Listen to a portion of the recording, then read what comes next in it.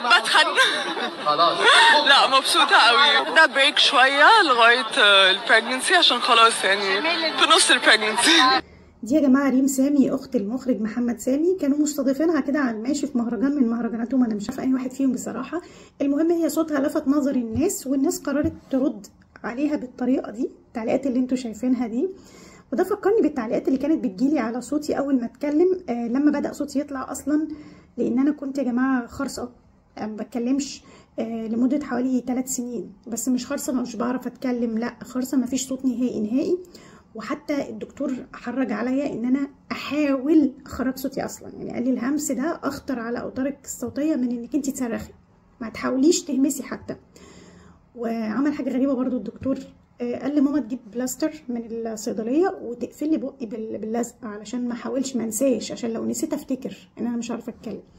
قعدت كده تقريبا 2 سنين، وبعدين بدأ صوتي يخرج حاجه بسيطه قوي، اللي جنبي بس هو اللي يسمعني. السبب بس هقول لكم في السريع كده السبب، علشان ناس تخلي بالها برضو. جالي برد وانا في 3 اعدادي تقريبا، وانا ما كنتش بحب اروح لدكاتره ولا احب اخد ادويه، هو هيروح باي باي لوحده. فهو كان من ضمن اعراضه ان انا صوتي رايح، فعادي سبته برضو. البرد خف، ولكن صوتي فضل رايح ما رجعش. يوم ورا التاني ورا التالت ورا الرابع، على اليوم العاشر كده بدات اقلق. رحنا للدكتور وعمل لي منظار سخيف جدا من المناخير بكاميرا كده لحد هنا عشان يعرف ايه اللي حاصل في الاوتار الصوتيه. وقال لي ان انا عندي لحميتين او 3 لحميات على الاوتار الصوتيه يعني، وده هيتعملوا بعمليه، هيتشالوا وهبقى زي الفل. ولكن احنا ممكن نجرب قبل ما نعمل عمليه تاخدي كورس العلاج ده، ولو جاب نتيجه خلاص مش هنعملها، بس هي غالبا هتتعمل. تمام. العلاج تقريبا كان حاجه كده بتستنشقيها ودواء تاني. فانا عملت الكورس بتاع العلاج ده تقريبا اسبوعين حاجه كده مش فاكره، ورجعت للدكتور مفيش اي تحسن نهائي، ما كانش في اي تحسن نهائي. رجعت للدكتور، عمل المنظار السخيف ده تاني وقال مبروك يا بنتي انتي خفيتي. طبعا مش سامع حاجه ولا فاهم حاجه، قعدت احاول اكلمه لحد ما ماما قالت له بس ازاي خفت يعني يا دكتور، دي ما فيش صوت خالص. قال لها هي خفت، انا شايف بالمنظار ان هي خفت، يعني هو المنظار هيكذب؟ قالت له طب هنعمل ايه دلوقتي؟ قال ما اعرفش، هو العلاج اللي انا اديته لها ده بس هي خفت خلاص. قمت بقى وانا مش فاهمه طب اعمل ايه. يعني انا كده خفه، بس بدات اتاقلم. يعني انا للاسف من الناس اللي بتقعد تتاقلم مع اي حاجات غريبه مش المفروض تتاقلم معاها، بس ما كانش في حل تاني. وساعتها بقى بدات ادخل ثانويه عامه، وصوتي ما كانش بيطلع برده لسه خالص. والدروس كنت بتعامل معاها ازاي؟ كنت بكتب للي جنبي انا مش فاهمه الحته دي، خليه يعيدها تاني. وكانت هي تقول يا ماستر بسمه بتقول لحضرتك ان هي مش فاهمه الحته دي، مش فاهمه المساله دي، مش عارف ايه.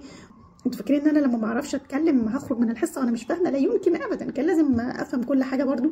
دي على فكره كانت حاجه مزعجه، ان انا كل ما ببقى عايزه اتكلم اتحوج لحد، هو ربنا يجازيه خير طبعا، بس برضو حاجه مزعجه، انت دايما محتاجه لحد ان هو يترجم لك فالمهم بدا صوتي يطلع واحده واحده واحده واحده كده. في الجامعه بدا يخرج، يعني البنش اللي قدامي كده يسمعني، لكن الدكتور برضو ما يسمعنيش، يعني بالتدريج كده لحد ما صوتي بدا يطلع. ولكن في المراحل دي كان صوتي غريب، يعني دلوقتي انا بتكلم عادي مفيش مشكله، لكن في المراحل دي كان صوتي فعلا كان اي حد لازم يعلق عليه، يا اما تعليق سلبي يا اما تعليق ايجابي. التعليقات الايجابيه كان بيبقى صوتك حلو، والتعليقات السلبيه كانت بتبقى زي التعليقات اللي انتوا شفتوها على ريم سامي دي بالظبط في وشي كده، ما بيتكسفوش في وشي كده.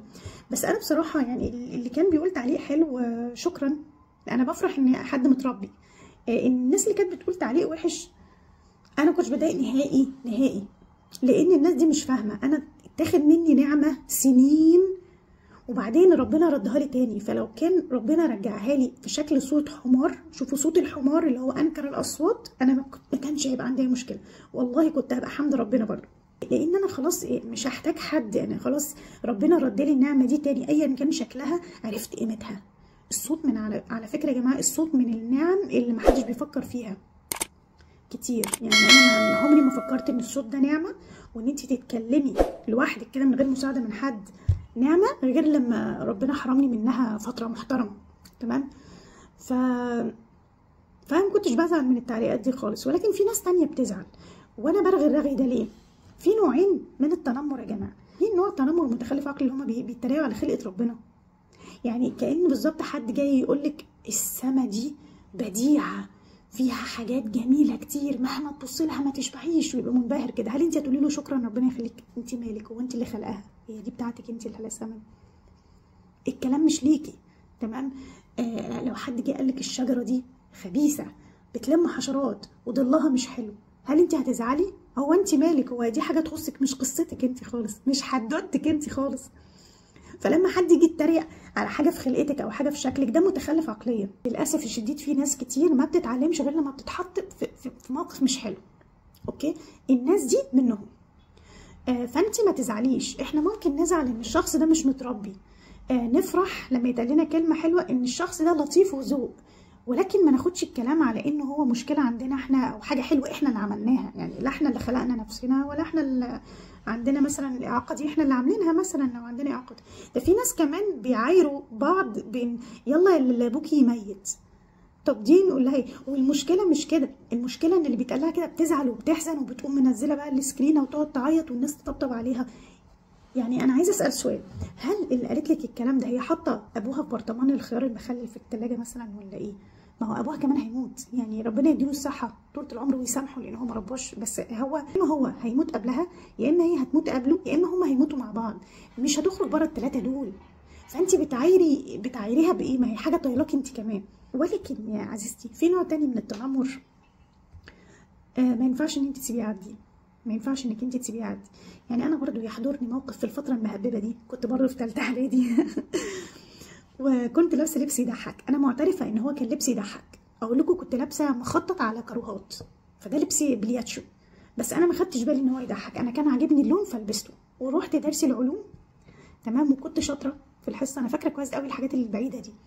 المهم هي مش بعيده قوي يعني. المهم ونزلت من الدرس، اصحابي اللي في الدرس قرروا ان هم يمشوا ورايا لحد البيت، يقعدوا يتريقوا عليا بصوت عالي، اللي هو بيقولوا عليه دلوقتي تنمر. يعني زمان ما كانش تنمر، كانت اسمها بيزفوني. اوكي، هم قرروا يعملوا كده، بس انا بصراحه ما سكتش، انا لفيت وروقتهم، ما ضربتهمش، انا عرفتهم غلطهم بس.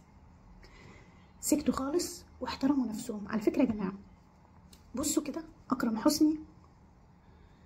حسني في مسلسل الوصيه، اللي يفتكر المسلسل ده، اكرم حسني كان بيتنمر على التخان في المسلسل، وهو اصلا تخين وكان اوفر ويت. المتنمرين معظمهم فيهم مشاكل كبيره، ومش بعيد تكون نفس المشاكل اللي بيتريقوا عليك بيها، بس انت من الاحراج انت ما بتبصش عليها، بتبقى مركز في عيوبك، انت مش مركز ان هو اصلا عنده مشاكل اكبر من كده بكتير.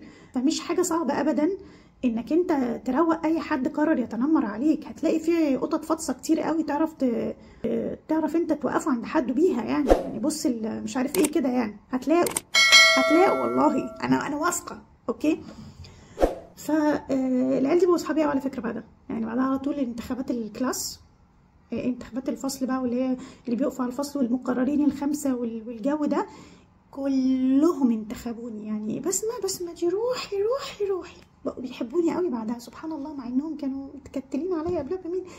فانا بقول لكم ان الناس دي ودي بقى انا اتعلمت منها بقى طول حياتي. يعني كل واحد مننا جواه قوه ردحيه بتخرج لما يحتاجها، خرجها في الوقت المناسب مع الناس المناسبين.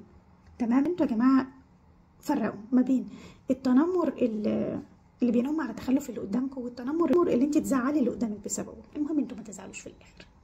سلام.